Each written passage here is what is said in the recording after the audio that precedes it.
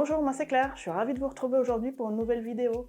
Comme je vous l'ai dit dans mon dernier podcast, j'ai plein de projets en tête et du coup je voulais les partager avec vous. Pour rappel, vous pouvez me retrouver sur Instagram sous le même pseudo qu'ici, des bobines et des fleurs.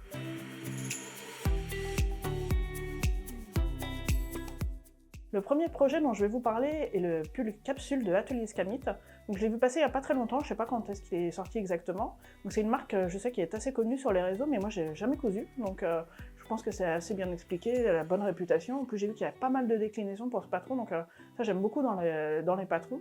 Ce qui m'a vraiment mis un coup de cœur, c'est il y a une patte de boutonnage là sur les manches et vraiment j'adore.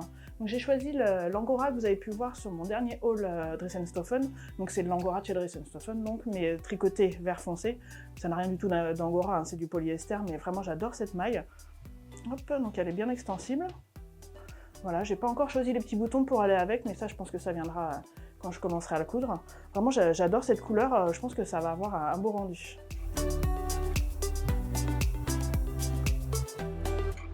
Pour le deuxième projet, il s'agit de la surchemise Vicky de la Maison Victor. Je l'ai déjà cousue l'année dernière, je l'avais pas tellement mis, je sais pas si c'est parce que c'était pas de saison ou parce que je le sentais pas trop, mais cet automne je l'ai pas mal porté, je trouvais que c'était assez pratique comme vêtement parce que même s'il fait un petit peu plus froid, je peux le garder pour travailler, ça me gêne pas, je suis pas engoncée comme avec un gros manteau.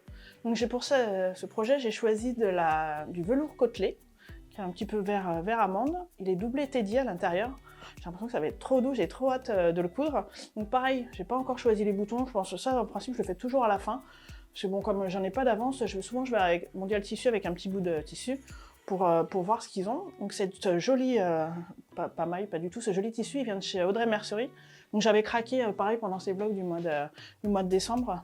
Donc vraiment, j'ai trouvé, c'était vraiment un gros coup de cœur. Oui, ça va être très très chaud, j'espère qu'il va refaire un peu froid d'ailleurs, comme ça je vais pouvoir la porter et pas attendre l'année prochaine.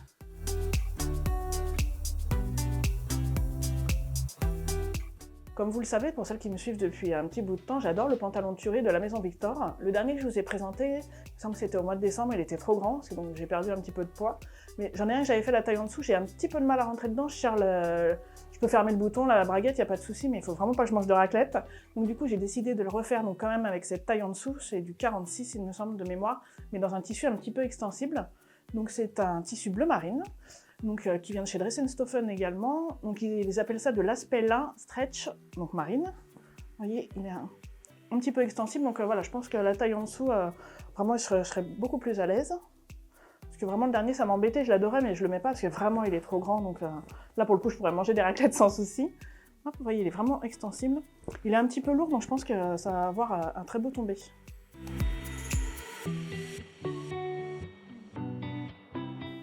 Pour l'avant-dernier projet, j'ai le tissu, mais j'ai pas de patron exact. D'ailleurs, je compte sur vous si vous avez des idées pour me le dire en commentaire. En fait, je vous avais présenté ce tissu en disant que j'allais faire un pull, et en fait, on m'a fait la réflexion, comme quoi il avait pas l'air assez extensible, parce que je voulais faire un pull.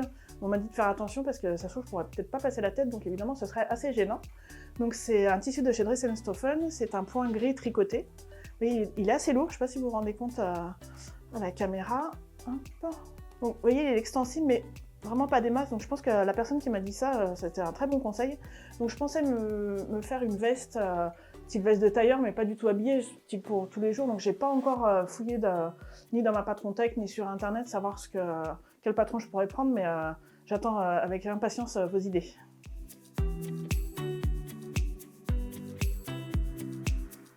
Pour le dernier projet, je n'ai pas de tissu à vous présenter parce qu'en fait j'aimerais faire une housse pour ma surjeteuse. Donc pour rappel, j'ai la surjeteuse Lidl, pas le premier modèle mais le deuxième, je me souviens plus du numéro. Et en fait j'ai toujours la petite housse en plastique transparente qui était avec et c'est vraiment pas terrible. Et pour tout vous dire, quand je garde le petit chat de ma copine, il a une passion pour le plastique donc il commence à la manger. Donc c'est pas terrible ni pour ma housse ni pour lui. Donc du coup j'ai décidé que j'allais me lancer. J'ai trouvé sur YouTube un tuto de Sewing Sew et la cabane à coudre. Elle explique très bien comment faire le patron, parce que ça, suivant les mesures de votre machine, puisque ça peut être ou une housse pour machine à coudre ou pour surjeteuse. Donc et pour ça, j'aimerais utiliser mes chutes de tissu, donc je sais pas trop encore de quoi je vais me servir. J'ai pas de tissu à vous présenter pour ce projet, parce que du coup j'aimerais utiliser des chutes, donc que j'ai déjà à la maison, et j'ai pas encore fouillé dans mes bacs savoir ce que je vais utiliser, donc voilà, ce sera la petite surprise pour la prochaine vidéo.